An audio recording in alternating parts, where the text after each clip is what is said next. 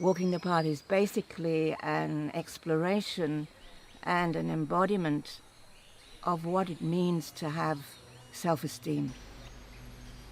The discovery is that true self-esteem comes from feeling connected to something bigger in ourselves. We might call that God in the old days, to our true self, to our true nature. I'm coming to walking the path because I want to explore, I want to dance, I want to really dive into some of my deepest longings, some of the things that hold me back. I did my poll about 7 years ago. My longing is really deep for this expression of myself as an artist. And yet something stops me and I don't go into my studio. What sabotage behaviour is at play?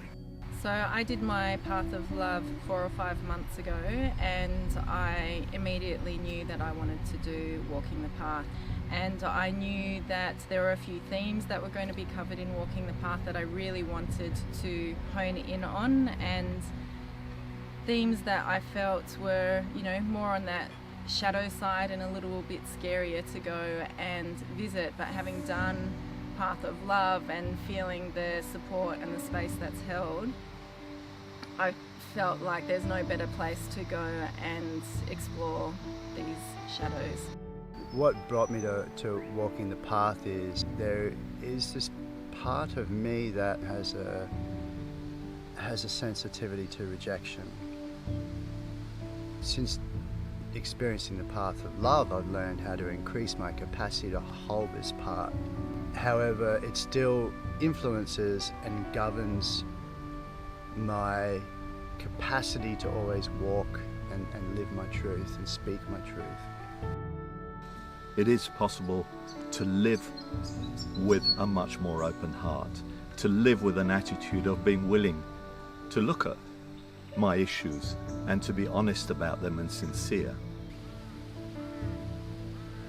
so that we can start to discover why the ego process is set up in the way that it does and why it pulls us in to it time after time, even though we know it's a painful arena to be in. And we do this by looking at the archetypes of the ego structure, and in this case we look at the victim, the saboteur in particular, and the prostitute.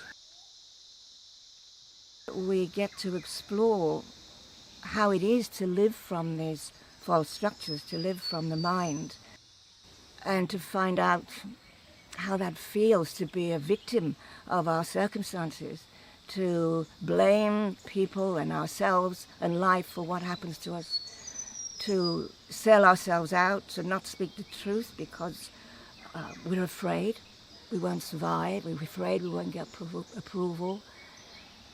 And above all, to be at the effect of this debilitating, self-destructive voice of the saboteur.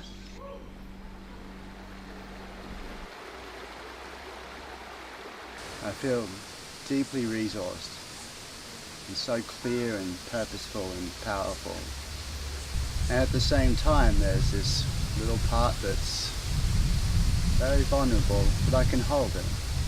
The process is something that's really made tangible what we've discovered in pole, and given tools and resources within ourselves to be able to carry that out in our lives in a real practical way.